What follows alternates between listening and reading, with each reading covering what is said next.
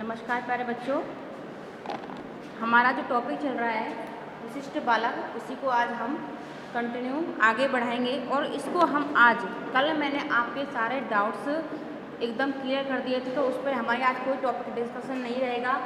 आज हम हमारे टॉपिक को 101 की स्पीड से आगे बढ़ाएंगे, तो फटाफट हम लिखेंगे और समझेंगे। तो हमारा जो मैं आपको जो विशिष्ट बालक हैं उनके कारणों को करवा रही थी आपको। तो मैंने जन्म से पूर्व के कारण आपको करवा दिए थे और जन्म के समय के कारण बताया था कल।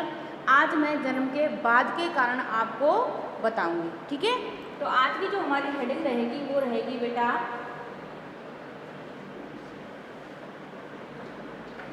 जन्म के बाद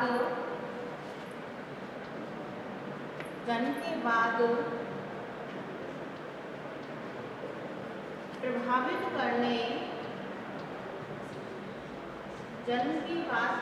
करने वाले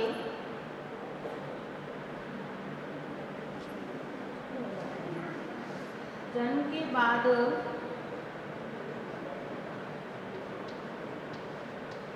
प्रभावित करने वाले कारक, ठीक है। यानी कि हमें जन्म के बाद कौन कौन से कारक प्रभावित करते हैं, ठीक है बेटा। तो देखो बेटा, इसमें यानी कि जो पहला हमारा कारण रहेगा वो रहेगा, सबसे पहले हम थोड़ा सा इसमें लिखेंगे कि जन्म के बाद प्रभावित करने वाले कारक कैसे, थोड़ा सा इसमें लिखेंगे। तो लिखिए बेटा, शिशु काल में ही यदि बच्चे को, लिखिए, शिशु काल में ही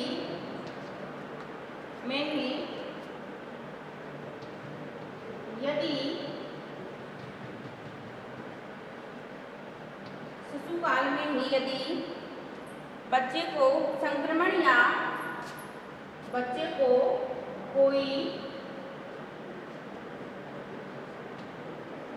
संक्रमण या बीमारियां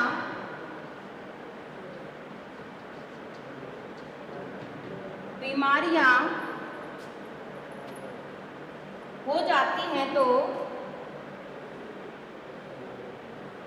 शिशु काल में ही यदि बच्चे को कोई संक्रमण या बीमारियां हो जाती हैं तो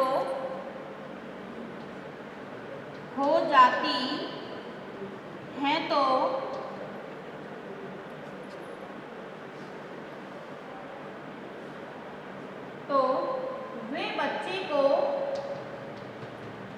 बच्चे को श्रवण दोष से प्रभावित कर सकती हैं,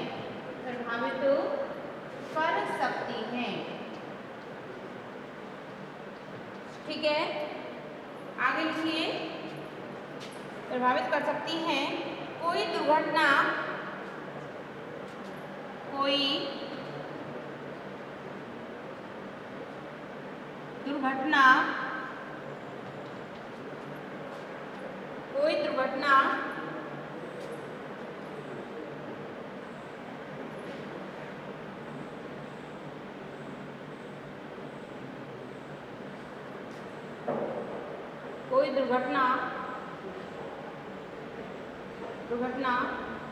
कान से संबंधित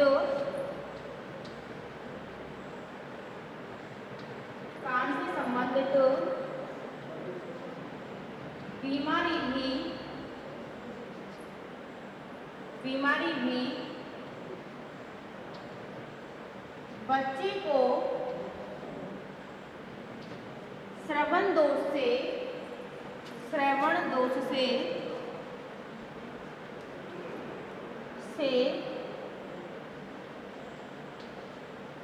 ग्रसित कर सकती है,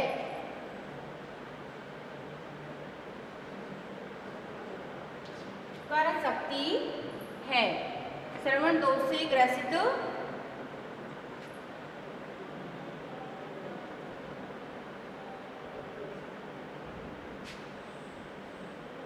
जन्म के बाद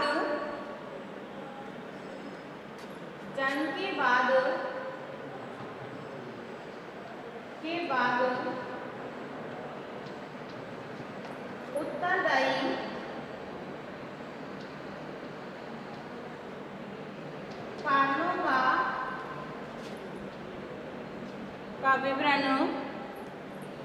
कारणों का विवरण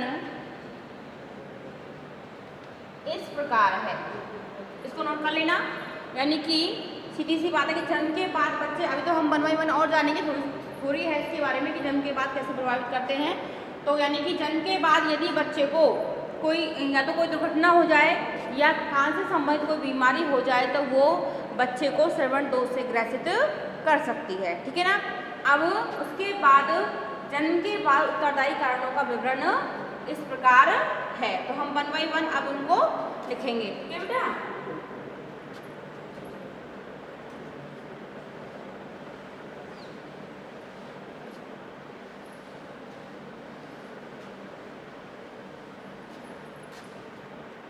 लिखिए। पहली जो है हमारे पास मेनिनजाइटिस।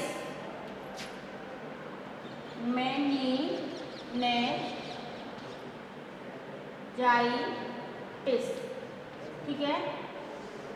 मेनिनजाइटिस ये एक बीमारी है बेटा जो बच्चे के जन्म के बाद अक्सर बच्चों को हो जाती है। तो लिखिए इसमें, यह एक बैक्टीरिया या वायरस से होने वाला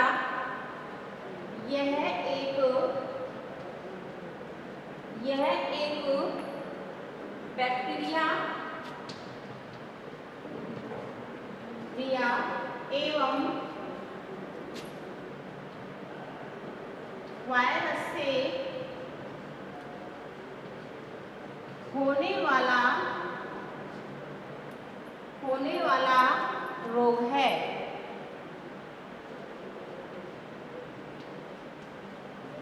ठीक है। होने वाला रोग है, या इसको हम ऐसे लिख सकते हैं, यह बैक्टीरिया व वायरस से होने वाला संक्रमण है। ठीक है।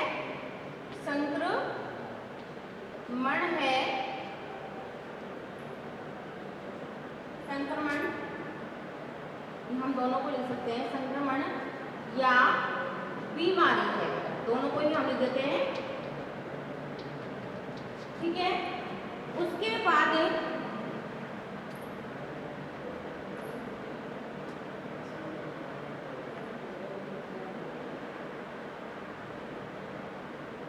जो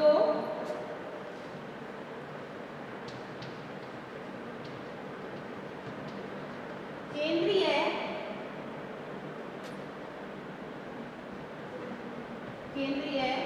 स्नायु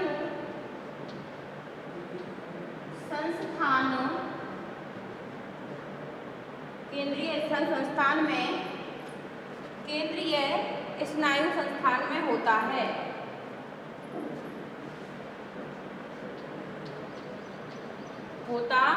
है।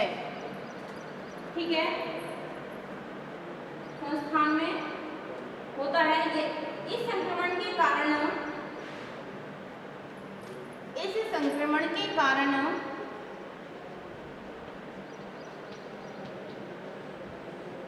संक्रमण के कारण बच्चा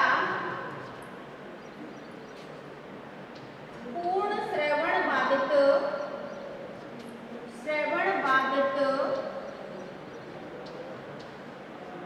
हो सकता है। ठीक है। देखो बेटा, इतना भयंकर संक्रमण होता है ये कि अगर ये बच्चे में जन्म के बाद हो जाए तो बच्चा पूर्ण श्रवण बाधित हो सकता है। कौन सा संक्रमण है वो? कौन सी बीमारी है? मेनिनजाइटिस। यह एक बैक्टीरिया या वायरस जनित संक्रमण है। ठीक है बेटा। तो इससे बच्चा जो है पूर्ण श्रवण बाधित हो सकता है। इतना भयंकर संक्रमण या बीमारी होती है। और यह केंद्रीय स्नायु संस्थान में होता है। जो हमारा केंद्रीय स्नायु संस्थान है वहाँ ये संक्रमण होता है। ठीक है। सीधी सी बात है। नेक्स्ट चलिए, नेक्स्ट है हमारे पास कर्णशोथ। कर्णशोथ दूसरा जो हमारे पास कर्ण है इसमें कर्णशोथ, यानी कि जिसको हम कान बहना पस जो लोग आता है ना बेटा, उस तरह से होता है। तो कर्णशोथ इसमें लिखिए, यह भी श्रवण बाधिता का एक कारण है। यह भी श्रवण बाधिता का यह भी श्रवण बाधिता का एक यह भी श्रवण बाधिता का एक कारण है, जो मध्य कर्ण में होता है। मध्य कर्ण में, जो मध्य कर्ण में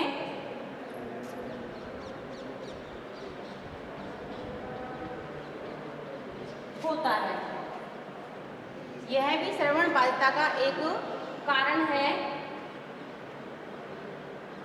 जो मध्य कर्ण को प्रभावित करता है, मध्य कर्ण में होता है। यदि इस रोग का पूर्ण इलाज नहीं किया जाए तो यदि इस रोग का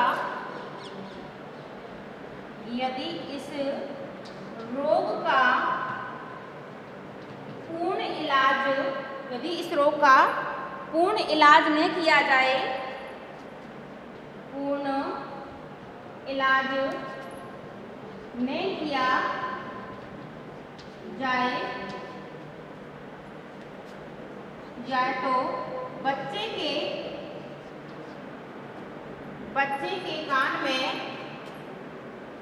बच्चे के कान में पस बनना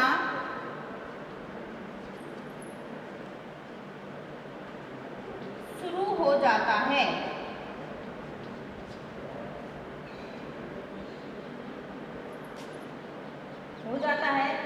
इससे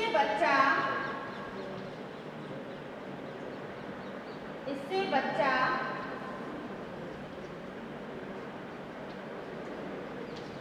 श्रवण बाधिता का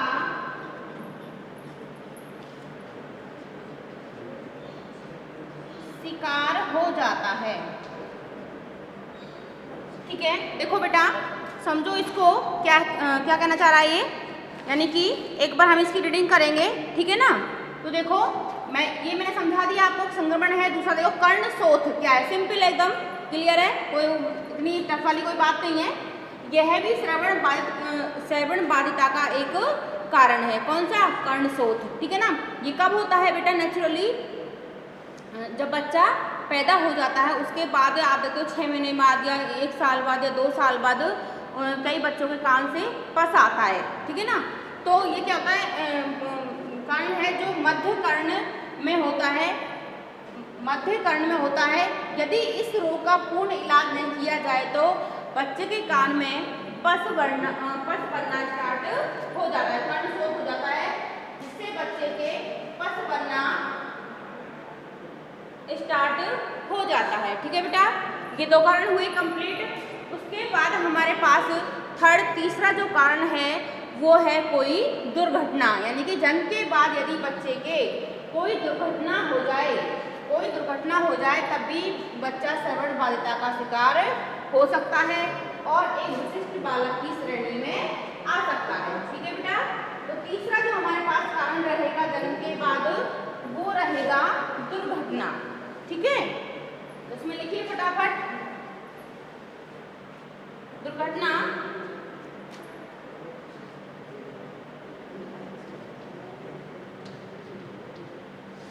ठीक है, तो मेरे हिसाब से इसमें कोई ऐसा एक्सप्लेन करने की या लिखवाने की तो कोई आवश्यकता है नहीं मेरे हिसाब से।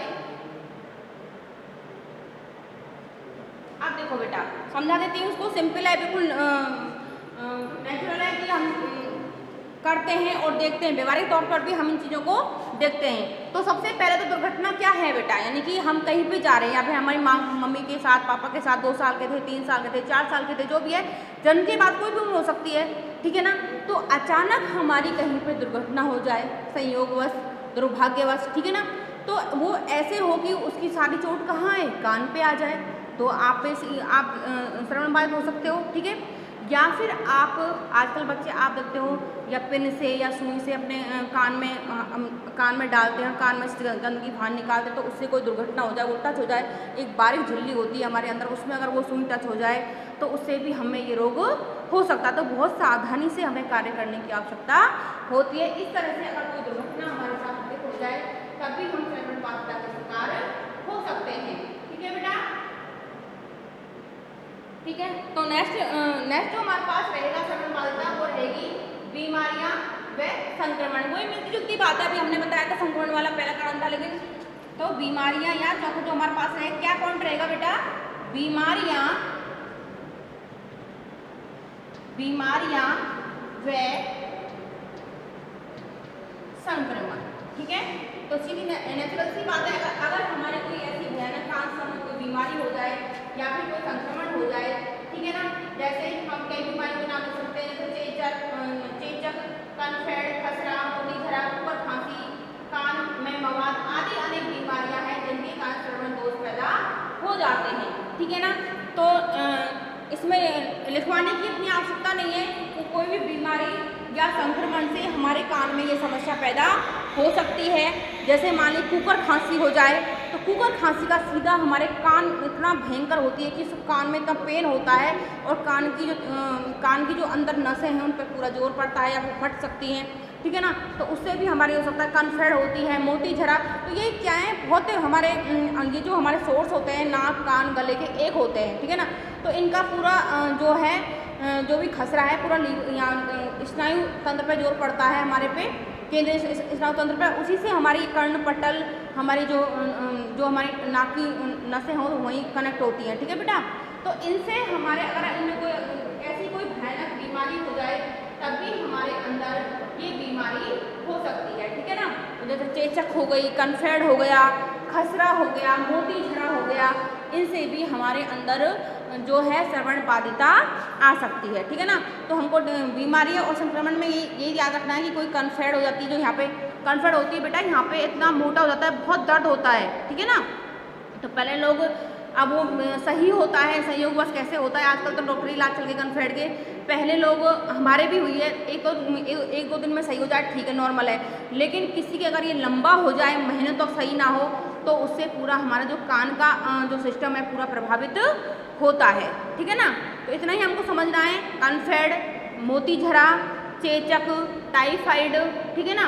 तो इनसे हमारे जो हैं कान की जो तंत्रिकाएं वो प्रभावित होती हैं और बालक श्रवण बाधिता का शिकार हो सकता है। तो हमको क्या समझना है सीधा, कि बीमारियां या संक्रमण, ठीक है ना बेटा। नेक्स्ट जो हमारे पास रहेगा वो है कुपोषण व भुखमरी। में पहले भी इस कारण भी बता दिया है कि कुपोषण का शिकार बच्चा, ये पहले भी बेटा मैंने बताया है कि जो कुपोषण है, तो कुपोषण का शिकार बच्चा जन्म से पहले भी हो सकता है, गर्भावस्था में भी हो सकता है और जन्म के बाद भी हो सकता है। तो उसमें भी मैंने ये कारण लिखवाया था, तो यहाँ पे भी ये कारण आ जाएगा कि बच्चा कुपोषण व भुखमरी, कुपोषण व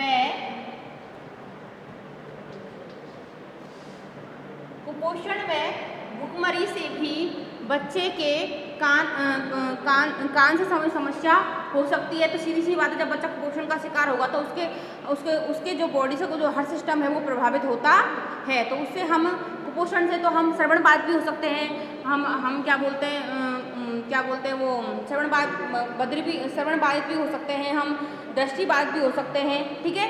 और हम मुख बधिर में से कुछ भी बीमारी हो सकती है। अगर हम कुपोषण से ग्रसित हैं तो हम किसी भी समस्या से ग्रसित हो सकते हैं। जो भी श्रेणी विशिष्ट बालक में आती है, हम उस श्रेणी से भी एक से अधिक श्रेणी उसमें भी हम आ सकते हैं। एक से अधिक बाधिता भी हमारे अंदर हो सकती है यदि हम कुपोषण भुखमरी के शिकार होते हैं। तो इस तरह से बेटा हमारे ये जन्म के बाद के कारण हैं जो आज हमने कंप्लीट किए हैं। इसके बाद हम जो आज हमने कंप्लीट किए हैं, तो मेरे हिसाब से आपको यानी कि जन्म के हमको सिर्फ ये समझना था कि जन्म के पूर्व के कारण क्या हैं। अगर हमारे अंदर श्रवण बाधिता आती है तो जन्म के पूर्व के कारण क्या है, जन्म के समय कैसे दुर्घटना होती है और जन्म के बाद क्या क्या घटनाएं घटती हैं जिससे बच्चा श्रवण बाधित हो जाता है और एक विशिष्ट बालक की श्रेणी में आ जाता है। ठीक है ना। तो आज हमने तीनों ही कारणों का, तीनों ही स्तरों का हमने अध्ययन कर लिया और उन तीनों स्तरों को किन उप विभागों में बांटा, उप श्रेणियों में बांटा, उनका हमने पॉइंट टू पॉइंट अध्ययन कर लिया है। तो तीनों स्तरों को आज हमें पता चल गया कि किस किस स्तर पर बच्चा, किन किन कारणों से बच्चा श्रवण बाधित होता है, क्या कारण उसके पीछे होते हैं। तो कल बेटा हम हमारे जो क्या बोलते हैं, इसके बाद हम नेक्स्ट जो टॉपिक रहेगा हमारा वो रहेगा जो हमारे श्रवण बाधित बालक हैं, जो हमारे श्रवण बाधित बालक हैं उनकी विशेषताओं पर रहेगा। ठीक है। तो उसकी अब थोड़ा सा मैं आपको समझा देती हूँ, उसके बाद हम नेक्स्ट क्लास में इसको लिखेंगे और समझेंगे। थोड़ा मैं बेसिकली आपको बता देती हूँ कि बेटा कल जो नेक्स्ट जो क्लास होगी उसमें हम हमारी जो श्रवण बाधित बालक हैं उनकी विशेषताओं का अध्ययन करेंगे। अब आप ये सोच रहे होंगे कि श्रवण बाधित बालकों की क्या विशेषता होती है, विशेषताएं तो अच्छी अच्छी होती हैं, ऐसा नहीं है। हमको सिर्फ ये जानना है वो पॉजिटिव भी हो सकती हैं, वो नेगेटिव भी हो सकती हैं। मेन से जैसे उत्तम शिक्षण की विशेषताएं तो क्या है, अच्छे रूप में है, वो पॉजिटिवली है कि उत्तम शिक्षण अच्छा होता है, हमें उत्तम शिक्षण करना चाहिए। तो इसमें श्रवण बाधित में क्या है, हम क्या पढ़ेंगे, श्रवण बाधित बालकों की विशेषताएं। तो हम इसको इस तरह से भी ले सकते हैं कि विशेषताएं पॉजिटिव और नेगेटिव दोनों प्रकार की होती है। तो यहाँ तो क्या है, जो श्रवण बाधित बालक है उनकी विशेषता क्या हो सकती है, मीन्स उनको हर जगह समस्या होगी। जो श्रवण बाधित बालक हैं उनको हर जगह समस्या होगी, उनको भाषा में समस्या आएगी, उनको शिक्षण करने में समस्या आएगी, उनको समायोजन करने में समस्या आएगी। ठीक है। तो इस तरह से हम उनको भाई किन किन समस्याओं को इन बालकों को सामना करना पड़ता है, उनको हम नेक्स्ट क्लास में करेंगे। आज की क्लास में इतना ही। धन्यवाद।